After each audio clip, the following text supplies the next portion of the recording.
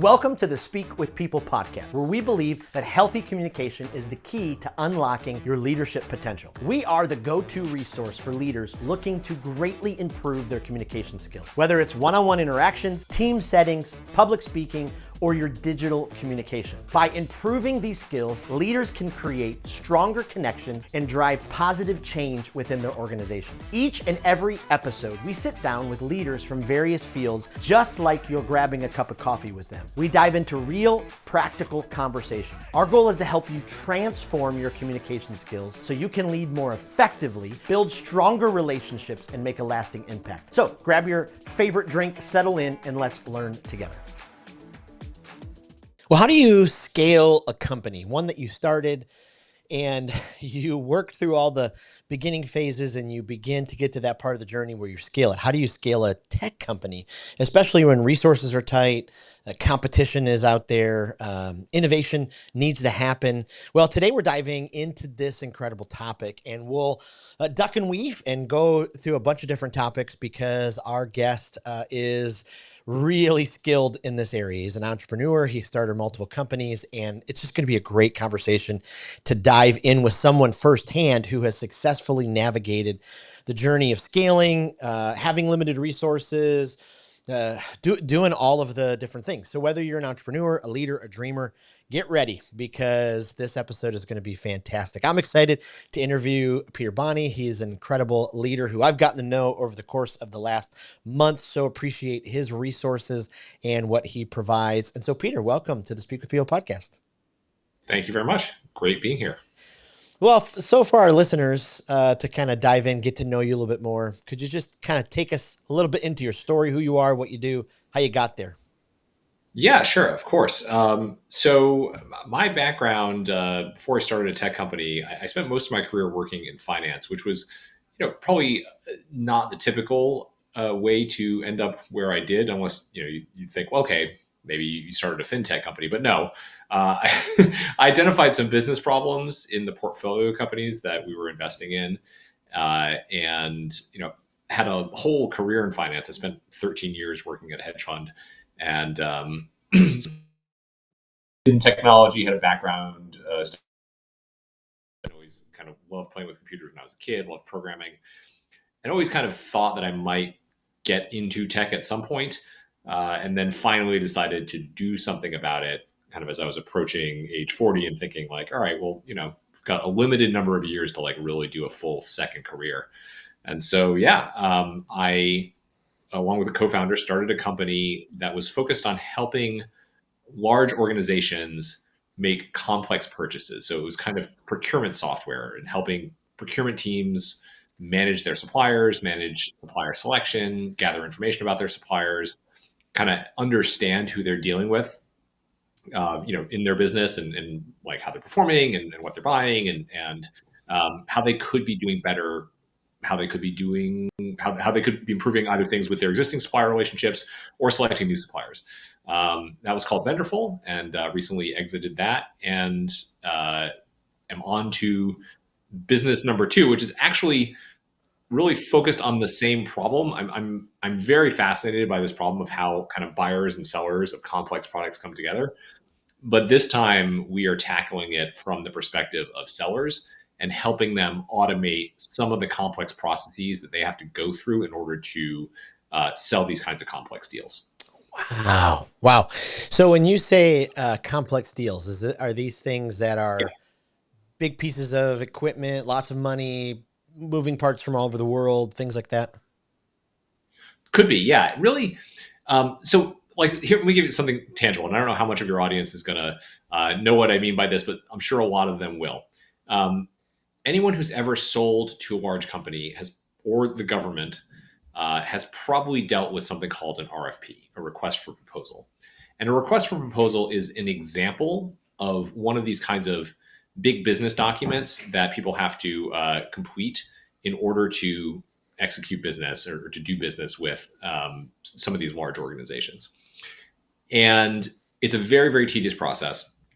I've seen RFP questionnaires, no joke, as long as 2,500 questions, 2,600 actually. Yeah. If you can imagine 2,600 questionnaire, 2,600 question questionnaire, it's a lot more involved than just having one person kind of sit down and answer 2,600 questions. You've got to involve uh, all the different parts of your business, right? And because bear in mind, like when you're talking about something of that scale, you're talking about certainly a complex product or service. Like the specific example, 2,600 questions was for health insurance. Oh, Now, health insurance affects everyone in the buyer's organization, right? So it's a very, very deep, involved process if you're a big company, if you're buying, selecting a new health insurer, as you can imagine. But from the insurer side as well, it's such a comprehensive exercise there that they've got to bring in all the different business lines, all different parts of the business, who, bear in mind, their job is not completing these RFPs, right? They're, if someone in claims, their job is dealing with claims. Someone in analytics, their job is understanding their member base. But they have to get involved in responding to these lengthy questionnaires. It's a very, very time consuming process, very frustrating for all parties involved. And the beauty of technology developments over the last few years is that AI capabilities really quite powerful now for this use case. We're able to bring artificial intelligence to the problem to help automate the process of completing these questionnaires and the knowledge the company have from that they apply to these questionnaires, if that makes sense. oh wow, my goodness. So you were in a long career, and you decided to step Mm-hmm. out from the stability, Yes. the you know you the paycheck, the whole deal, and Mm-hmm. I know many of our listeners are in that phase where they're going, I want to start a business someday. They have all these things that hold them back. How did you get to that place where you just busted through those and took the leap? Yeah, well, it's a good question. Probably the question. I mean, there were a number of factors. One, for me, the calendar and sort of the ticking of time mattered. That I really did feel like I was running out of time to do something totally new with my life. Mm, And the funny thing is that so that was when I was 39 or so. I'm 47 now, and uh, like my perspective now, if anything, is actually that I have even more time in front of me than I realized. Like, I even at age 40, I sort of envisioned myself, approaching 50, like probably wanting to be like slowing down, doing less. If anything, I really feel like I've just kind of hit my stride over the mm, last 8 years. And I'm looking ahead at like the next 13 years and thinking like, oh yeah, these are going to be like probably the best 13 years of my career. yep. So it is funny to sort of say like, oh, I felt the clock ticking, and then look for now look back and say, actually, I think I've got even more time than I thought. But that was definitely part of it. Like only so much time available to do it. That was one thing. The other was that I think um, the time was right in terms of how the tooling has evolved and the Mm, capabilities of available to entrepreneurs these days. But really, in any field, like it's only even since I started, but really starting around kind of 2008 when cloud services really kind of revolutionized all of technology. right. It's gotten so cheap to get started with a new business. Like to kind of put up your digital shingle, you can spend what, $5 a month on a WordPress host, put your business up online using a pretty decent template. All you got to invest is a couple hours building your website. And that can serve as the source of starting to validate your ideas and validate your business opportunity before you have even made the decision that you're definitely going to leave your job and you're going to take the plunge full time. So there's a lot you can do nowadays to kind of build your confidence that it's going to be an okay decision before you are forced to take the plunge. Mm. I love that. So, maybe too personal, but would you go back? Yeah. Have there been times where you're like, oh, I miss that, the steadiness of going to the company? Yeah. I'm not going to lie, for sure. Um, the thing thing about starting a business, right? Once you've decided, you've crossed that Rubicon, you're saying like, look, I'm gonna do this. I'm all in, and you do have to commit. Like I know that it's kind of everyone's talking about side hustles these days. Look, side hustles are fine. I grew up in a family where like side hustle was a way of life Yeah. as a kid. Dad, but like a side hustle is a side hustle. Like if you are going to really do something and try to build it into something big, you've got to commit to it. So once you've committed to something, for sure you're going to have your periods of doubt and uncertainty along the way. It's not all going to be good. Like you're going to reach challenges for sure. You're going to ask yourself like, why am I doing this? I mean, like, okay. I remember the very before we even had like a paid product. Um, like we put out the first version of our software. We gave it away for free because we're like, we just want some feedback. We want to kind of test the market and see what's out there and see what people think of it. And the first user who tried to use it was sort of like, yeah, this doesn't help me. And it's like, oh man, like what have we even done here? Like we at that point we'd invested a year. Like, what are we doing? But that is actually kind of the best thing that can happen to you as an entrepreneur. You put something out, you get feedback, you figure out what's wrong, you iterate, and you grow and you evolve. And then so that was like I think uh, late 2016. By middle of 2017, we had our first paying customer, and then we were kind of on our way. Wow. Well, I don't know if this is true, but I see the meme every once in a while. The guy who started Dyson vacuums. It took him Uh-huh. some 5,000 tries to get the vacuum Right. right or something. And so many entrepreneurs are, if you guys would have just given up after that first run, you'd probably be in company with, regular entrepreneurs. But we have to Sure. learn from those steps. What were the other giant roadblocks for you when you started this, this tech company? Because you got so many moving parts. What were the things or maybe some of the things you didn't see coming that you were like, whew? Well, so I think one thing that I didn't appreciate starting a business, and bearing in mind, I had no background in sales. I spent most of my career, like I mentioned, working for a hedge fund. I never had to get involved in selling new investments in the fund. I dealt with investors pretty rarely. It was just not my responsibility. I had some background in sales from like when I was college age and summer jobs doing retail work, but that was it. Like I really knew next to nothing about modern sales and certainly nothing about B2B sales. I did not appreciate how much of my job as a founder was going to be selling. Mm, Uh, it's just that's job number one, yeah. honestly. Like first you got to come up with a product, fine. You are in charge of developing the product. But once you've got a product to sell, there's nobody else to sell it. And I think I I imagined that once we had a product, we would probably hire a professional salesperson. Like sales is the job of the professionals. And I made that mistake 3 separate times, hiring a salesperson too early. And what I've come to understand, and what I'm definitely doing this time around with start number two, is it's got to be founder led for a long time, for Mm. longer than you probably think. And yeah, and there's just no getting out of it. So yeah, so I've had to learn to sell and learn to be a salesperson, and I did not understand that going in at all.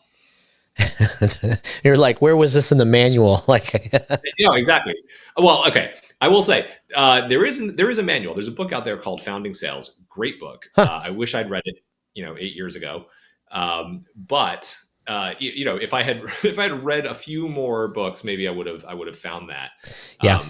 But or maybe if I had I bet if I go back and read things like the Lean Startup and the Hard Thing About Hard Things, I bet I will probably pick up on that now. At the time, I didn't pick up on it, Yeah. but it's I had to learn it.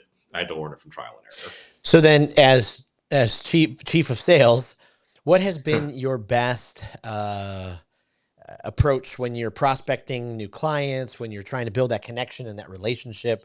I imagine you error. probably just send a cold email and poof, everything happens. Right. Yeah, exactly.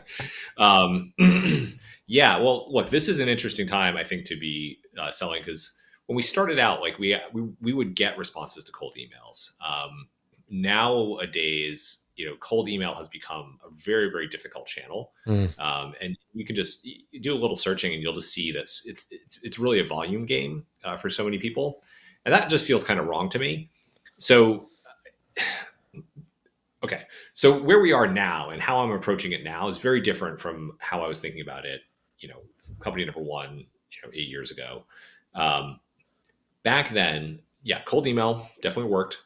Um, Friends of friends, connections, things like that. I mean, that's evergreen. Right. That's, if you have a network, lean on it. That will only get you so far, but it might get you your first few customers, or at least help you. Um, Oddly, even though everyone says SEO is dead in the AI era, we get most of our leads from our website. Wow. People are still finding us. And I actually, it's hard for me to say how many are finding us through our website versus, well, they're obviously coming through the website, but how many of them are searching for us versus, say, finding us via LinkedIn and then clicking on the website. There's some attribution you can do. I don't think it's totally accurate. But in any case, LinkedIn right now and Google are our best channels. I'm sure AI is going to upend all of that within the next couple of years. But one thing I can tell entrepreneurs is there are still so many people searching for things on Google, and everyone talks about, oh, you got to get on page one or at the top of the rankings. It doesn't matter. It's true to an extent, but if you can put some stuff up on your website that gets people to visit you because they're searching for something related to your service, like, I mean, just basic SEO. I'm not reinventing the wheel here. When you're starting out, you don't have to be number one for that to be real traffic. You don't even have to be number 5. Right. Like, you just have to, rank for a couple of interesting keywords that are relevant to your business, and people will find you. And yeah, you can just iterate on that. Wow. Boy, I love that. So when you started, did you have to raise a bunch of capital? Did you have to get investors? I know a lot of entrepreneurs, sometimes it scares them that way, or they use that as the excuse of why I'm not Yeah. scaling. Well, I don't have the capital to. Yeah. So first time around with Venderful, we did raise money. And well, actually, so my founder and I'm saying we raised money. Our first round of fundraising was actually from us. Like, we put in the money to hire a developer, and that was all we used the money for. Like, we basically hired a developer, and he and I did everything else. Second time around with Fast Break, similar story. Like, all of the capital we have, and it's pretty modest, is going in to software development. Having said all that, if I was starting a company today and I had no engineering skills and I had no financial resources, I wouldn't let that stop me. The landscape for no code development tools has transformed incredibly over the last several years. And there are pretty powerful tools that anyone with very, very minimal training can use. Like, one I'm familiar with is bubble.io, and there are others too, but no endorsement there. I just know that one. Yeah. And you can kind of drag and drop to build an application. And, like, I have seen functioning applications built on Bubble that do a pretty good job. Like, Wow. yeah, like, okay, you probably couldn't, support millions of users on it, but can you support 10, 20, 100? Probably. And that's enough to get you the kind of validation you need to then go out and raise money to then hire an engineering team and rebuild the whole thing. One little thing that, like, entrepreneurs don't talk about enough, I think, especially software entrepreneurs, is whatever you build, you're probably going to throw away anyway. So why not go out and build, like, a super, super cheap prototype yourself, get some feedback on it, see what it's capable of doing, and use that as your validation to go and raise money. Wow. How did you find the right developer? I mean, what was that search like? Through my network and through my co-founders network. Like, that's we both, from our professional lives, prior professional lives, had experience working with good developers. Yeah, that's a real challenge. I'm Right. not going to sugarcoat that. It's hard if you have no experience hiring developers and you don't know developers. It is hard to find good ones because when you're coming at it from a non-technical perspective, everything and everyone sounds kind of the same, and it can be hard to figure out who's going to work well with you. I guess if I could give one piece of advice there, it would be to maybe focus not so much on the technical aspects and more on the working dynamics, Mm. especially getting started. Like what you really need is you need, again, think in terms of something you're going to throw away, right? You need to build a prototype, and to build a prototype, you need to have somebody that you work well with. That's either going to be yourself using one of these no code tools, or somebody that you've got a good rapport with. And so I'd probably focus on rapport above all else. That's so good. So the first company you did with a co-founder, I missed it. The second company, did you do it as a co-founder as well? We started out together, but now it's just me. Just you. Okay. So what Yep. are some of those essential learnings that you picked up along the way of, because I think a lot of times people start businesses together, they were friends, they knew each other, Yeah. and then it takes relationship to a whole different level. Yeah. Well, so it's an interesting. Our story is unusual. My co-founder and I, because we didn't know each other Mm. until we decided to start a business together. Um, like we so I left finance knowing that I wanted to do something in tech, probably wanted to either start a company or join like an early stage team, as one of the early stage people. um, and I started working with this startup. It was about, I was one of three people, one of four people that were involved initially. And I was just happened to have a random conversation with a friend of mine about it. And she said, "Man, that sounds like a terrible fit for you, Pete. You should meet my friend David. He's a successful founder. His company was acquired by Lexmark. He's got experience in the space you're looking at. Like, talk to him. He'll give you good advice." And he and I connected, and we really just hit it off. And he did give me useful advice. I ended up not joining that company, obviously. And he was also looking for something new to do, and so we just started hanging out, kind of talking about business ideas. We made like some like toy applications together to do things that we thought were cool with AI and machine learning. And at some point we're just like, hey, should we start a business together? And then we said sure, and then spent time trying to figure out what it would be. So anyway, it's a long-winded way of saying that you can find co-founders in all sorts of interesting ways. Yep. Just be open to kind of like who you think you would have a good vibe with, who would be complementary. And it doesn't. We've become very, very good friends.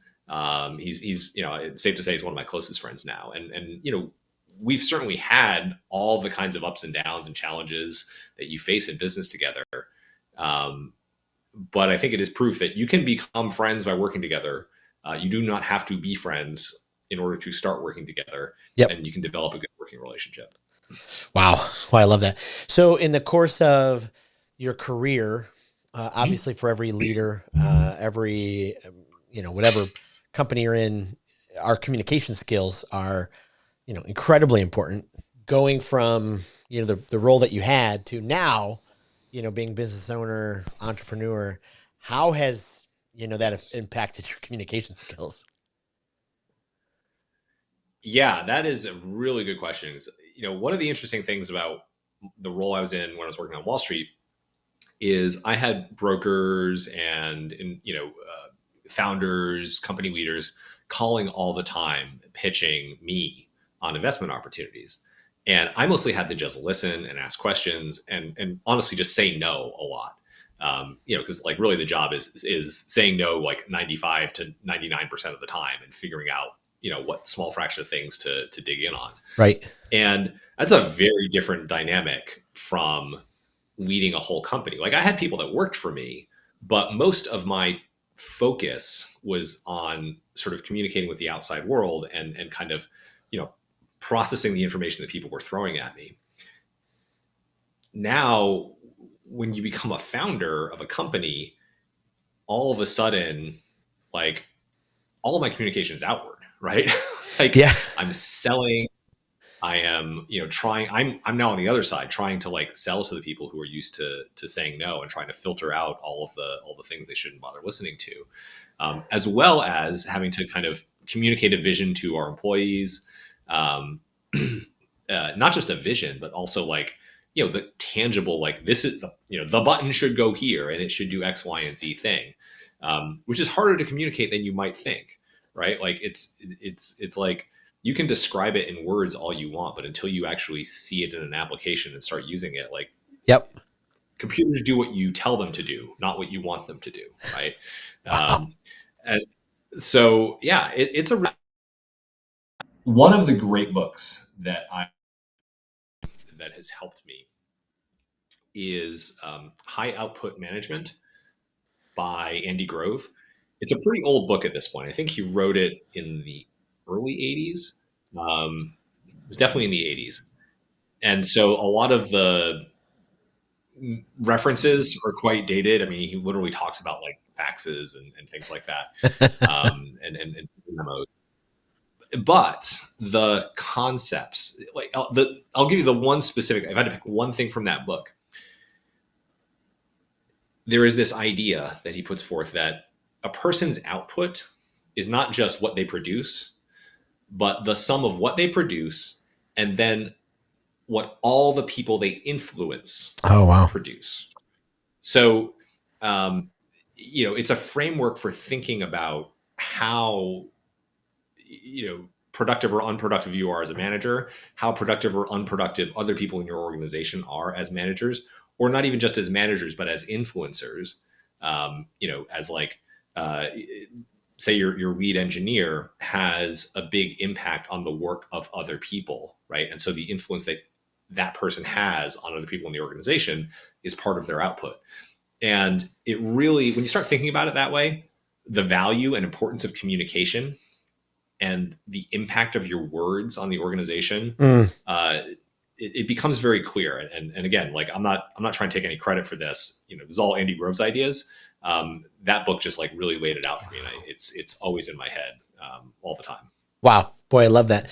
Was there a turning point in your journey where it was like, the first couple years you're, on the rocket ship and you're like, okay, are we going to get to where we need to go? And then, and then you do. Well, so there were a few. I mean, there's like, okay, I'm going to tell you a story. This is actually not about me, but and actually, I can't name names.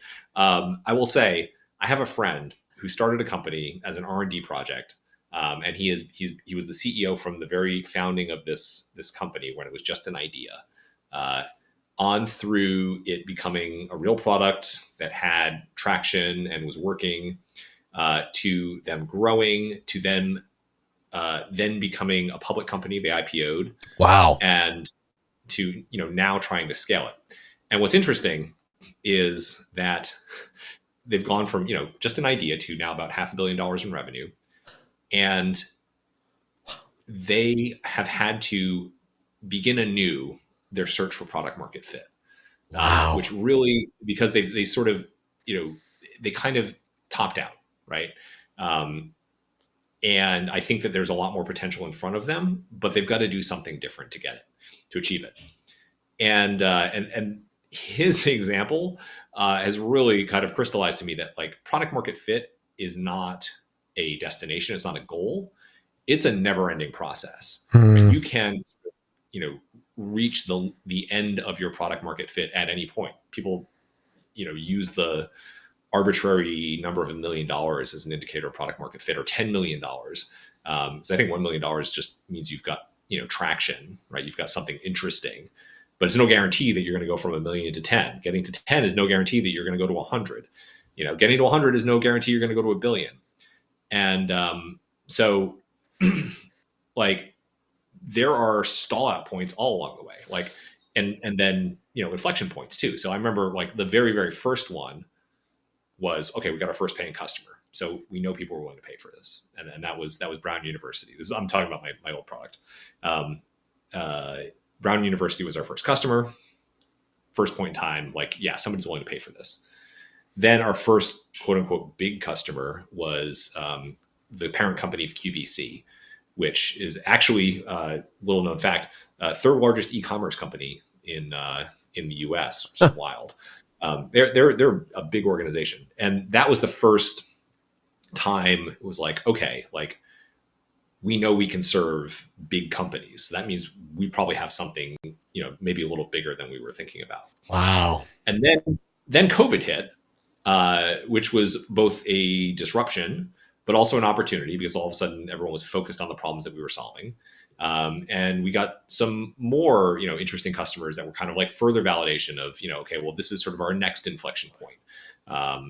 We were expanding into supplier management by that point, and we started working with some like real global supply chain teams like Echo Shoes. And so like, okay, this is further validation or tells us we're onto something even bigger now. And then like, I don't want to say it's just like strictly like one positive event Sure. after another. Because then, a couple of years later, 2022, interest rates go up, and we hit the same kind of spending downturn that everybody else did. Yeah. Right.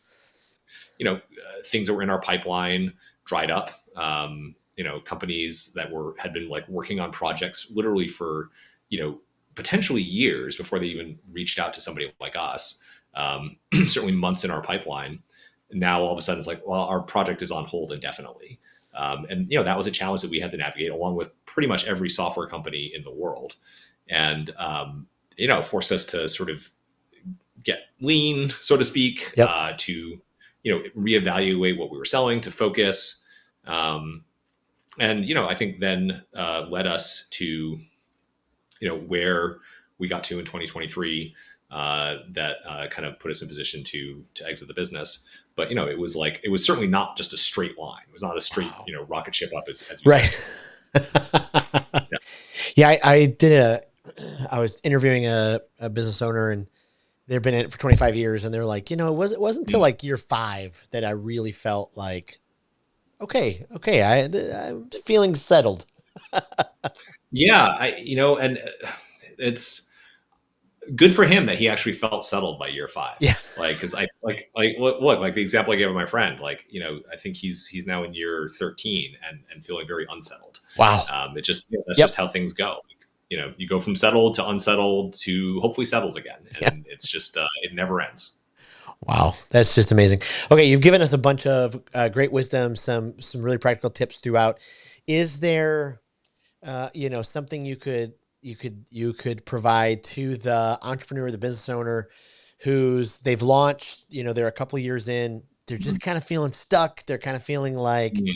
I haven't quite hit that turning point.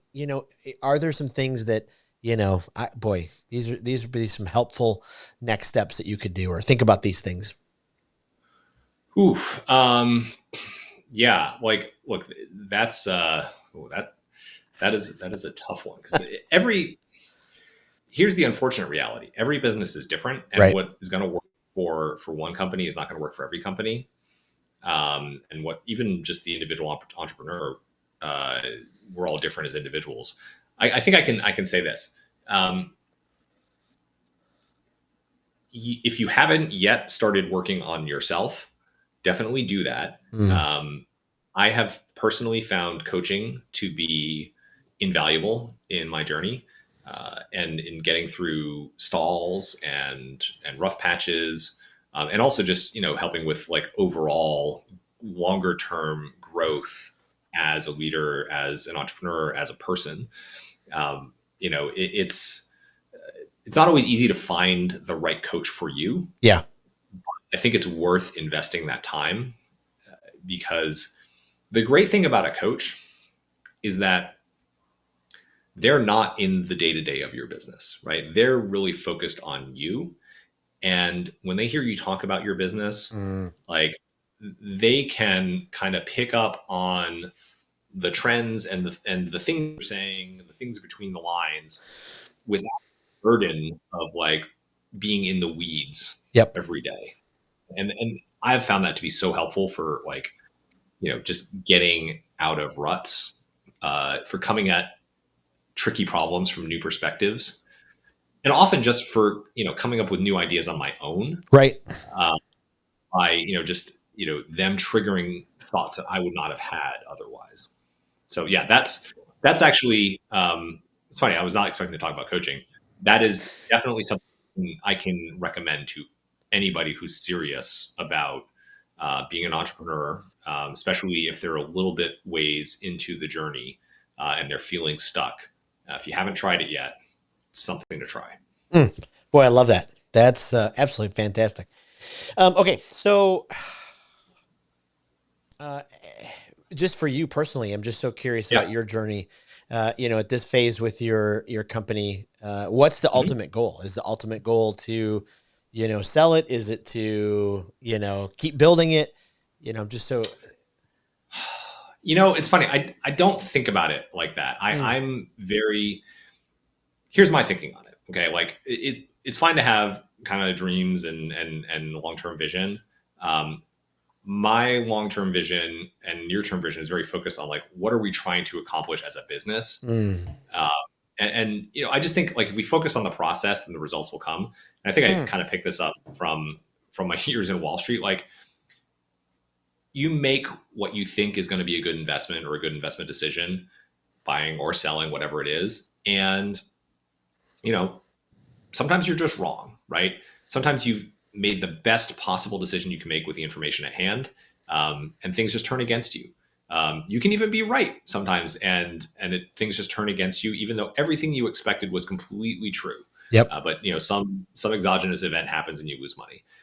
You just have to stick with the process and focus on the process and focus on making good decisions.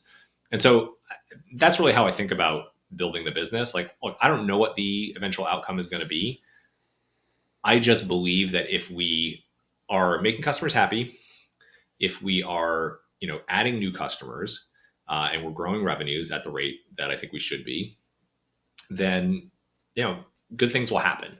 And heart of hearts, I would like Fast Break, the new business, to grow into a large business and for me to run it as a large business. But, if we are successful in doing the things that we need to do to get to that point, there might be other opportunities to exit along the way, and you just have to evaluate them when they come along. And who knows? Wow. Wow. I love that. Boy, thank you. I mean, appreciate you just kind of being vulnerable and taking us into your journey. And I know that will be so encouraging for so many of our listeners. You've already given us a couple of great books and resources. We'll make sure we put those in the Yes. show notes. But as far as a couple other resources, is there a speaker that you just, boy, every time you listen to them, they check all the boxes. You want to tell other people about what you heard? Yes. This is going to be funny, and we didn't get to talk about this much, but when I was when I was at the tail end of my finance career, I got very into baseball stats Hmm. and doing baseball research, sabermetric research, and I did some talks at a couple of conferences on some of the research I had done, and I got to hear this gentleman by the name of Dr. Alan Nathan, he writes and talks about the physics of baseball, and particularly the physics of pitching and ball movement. And he's not a famous speaker at all. He's famous within the little realm Yep. of baseball, baseball nerds. Um, I cannot recommend strongly enough, no matter your background, no matter your interest in baseball, find some of his talks on YouTube and watch him speak. He does the best job that I have ever seen of anybody presenting technical topics in a way that is engaging and illuminating. Like he does not dumb anything down, but he presents these complex topics in such a way that they make sense. And everybody in that room Wow. that I've when he was speaking, when I saw him in person, like was just wrapped. And he is. It's so funny. Like he's your classic physics professor. Like if you meet him and speak to him, like he's not somebody who comes across as like over extremely charismatic, somebody you would expect to be Yep. like a Yep. incredibly dynamic speaker, but he's honed it so well, so good. The just yeah, I I cannot love it. recommend him enough. I Yeah. love it. Thinking of complex baseball things, why would Soto not stay with the Yankees? Like I just don't. I understand it's a little bit more money, but Yeah. That's a good question. I guess we'll have to wait to hear from him. But yeah, my guess is that the difference between the story he heard from the Yankees and the Mets is not about his contract, but who else they're going to bring in. right. And my guess is Steve Cohen told Juan Soto that he is going to absolutely break the bank in a way that nobody has ever seen in baseball to build talent around him and build a winner. Yep. That's my guess. Is that yeah? Because you're right. Like what's an extra couple $1,000,000 Right. over 10 to 15 years down the road? I think it's all about what they're going to spend alongside him. Be my guess. Yeah. Just Who knows? crazy.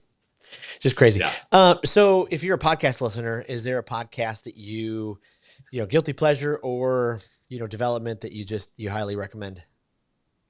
Okay. For fun, I am a big baseball nerd, as I mentioned. Effectively Wild is actually my one and only baseball podcast. It's great. It's good fun. They all sorts of fun stuff around baseball from a nerdy perspective, but it's not like overly stats driven. Just Yeah. it's just fun, irreverent. I would say. I love it. My personal favorite podcast in terms of things that I listen to kind of learn. There are two that jump out. So I mentioned that I've had to learn sales. Yeah. Has been a bigger part of my job than I expected. 30 minutes to President's Club is an excellent sales podcast. Huh. Definitely recommend that one. It's very, very practical advice on all sorts of topics. A lot of it's geared towards sales leadership, but enough of it is geared towards kind of sales execution that Yep. I personally, as a novice salesperson, have learned a lot from it. That's one. And then another one that I always get a lot out of, it's a lot to dive into though, is Acquired. So Acquired is a podcast that goes very, very deep on kind of high profile businesses. And we're talking multi-hour podcast. They did a 2-episode deep dive on Microsoft. It's 8 hours in aggregate. And it sounds crazy, but I get so much out of each of those episodes because they really they uncover so much stuff about business strategy and hidden things that maybe people didn't notice or people have forgotten. And if you are an entrepreneur or really just anybody who's interested in business at all, definitely listen to Acquired. You will learn a lot more than you expect going in, I think. Oh, I love it. And just out of curiosity, book wise, is there a baseball book that you're like, oh, I love this one? So the one that it's kind of old now, but is still kind of relevant. It's called The Book by Tom Tango and two other guys. Tom Tango, Mitchell Lichtman, and I'm forgetting the third guy. Literally called The Book in reference to this idea that there was in baseball for a long time that the book says you should do XYZ, like this imaginary book that existed. So they wrote The Book, and it's very stats heavy. So if you're not into that, if it's a little too technical, maybe not the best book for you, but the standard in as far as I'm concerned in kind of baseball nerdery, maybe more accessible, still relevant today. Moneyball. Oh yeah. Some of the specific ideas are pretty out of date in terms of how baseball teams are actually run these days. But the notion and the kind of the new way of thinking, and of course, just the play-by-play, all the inside stuff that Michael Lewis, talks about. It's every Michael Lewis book is great. So can't recommend it. I love it. I love it. Well, hey, where can we send our listeners find you online and connect more with you? Sure. Yep. So you can find my company at fastbreakrfp.com. You can find me on LinkedIn. I am very easy to find on LinkedIn. There's only a couple of Peter Bonneys. I think I'm the only one who's actually active. So yeah, just search for my name on LinkedIn. Oh, I love it. Peter, this was fantastic. Thank you so much for diving into your story, your vulnerability, and for just giving hope to entrepreneurs, business owners that scaling is possible, and just so appreciate how freely you shared. Thank you very much, Jason. It's been a pleasure. Thank you for listening to the Speak with People podcast, where we believe that healthy communication is the key to unlocking your leadership potential. Thank you for leaving a review on Apple Podcasts or Spotify. And thank you for every like and every comment. Every single time you cut and copy a link and send it to a coworker or a friend, it absolutely means the world, and it helps each other transform our communication skills. Lastly, don't forget about a great resource that's available to you: our communication skills library. At the end of every episode, we ask each guest their favorite speaker, their favorite podcast, their favorite book, and we've compiled all of those resources together to give you an amazing library to continue your growth and development. Thank you again for being a listener and for being a part of the Speak with People community.